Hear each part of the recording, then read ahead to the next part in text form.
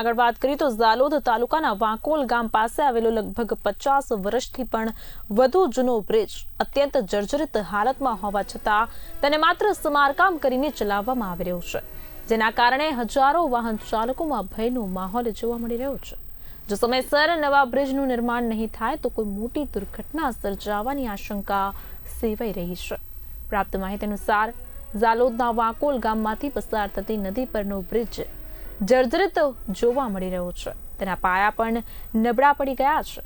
બ્રિજમાં ઠેર ઠેર તિરાડો જોવા મળે છે। સ્થાનિકો અને વાહન ચાલકો દ્વારા જવાબદાર વિભાગને નવા બ્રિજ બનાવવા માટે અનેક વખત રજૂઆતો કરવામાં આવી છે, તેમ છતાં તંત્ર દ્વારા માત્ર ઉપર છલ્લું સમારકામ કરીને કામ ચલાવવામાં આવી રહ્યું છે।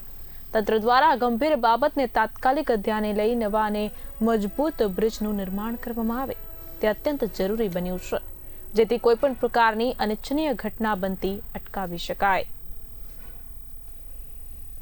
वही ब्रिज हमारा बाप दादा कहता था कि हमें नाना आता ना ब्रिज ऊपर चढ़ेला એટલે हमारी गणतरी मुझे 65 થી 70 વર્ષ आ ब्रिज ने થઈ ગયા છે।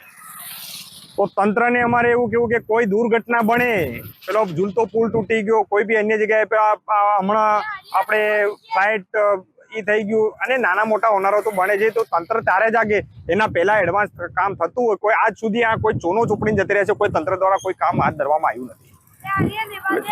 સરકારશ્રીને એટલી વિનંતી કે જે કામ વહેલી તકે થાય, કામ બન્યા પહેલા પછી આપણે જાગીએ, કોઈ મતલબ નથી। પાણી પાળ તૂટી જાય, પાણી નીકળી ગયું પછી પાળ બાંધવાનો કોઈ મતલબ રહેતો નથી। એટલે તંત્રને અમારે કેવું છે કે તમે આપ જોઈ શકો છો એક આ સળિયા છે, સેન્ટિંગના તાર છે, આખા તાર નકળી ગયા છે।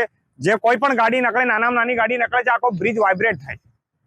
એટલે તંત્ર એની વહેલી તકે ધ્યાન લે અને કામ ઝડપી ચાલુ કરે તો લોકોને કોઈ માનહાનિ જાનહાનિ ના થાય। એટલે એટલું કેવું છે તંત્ર સરકારશ્રીને પણ નમ્ર વિનંતી કે આ કામ અમારો બ્રિજ 65-70 વર્ષ જૂનો છે, એટલે એનું કામ વહેલી તકે હાથ ધરે।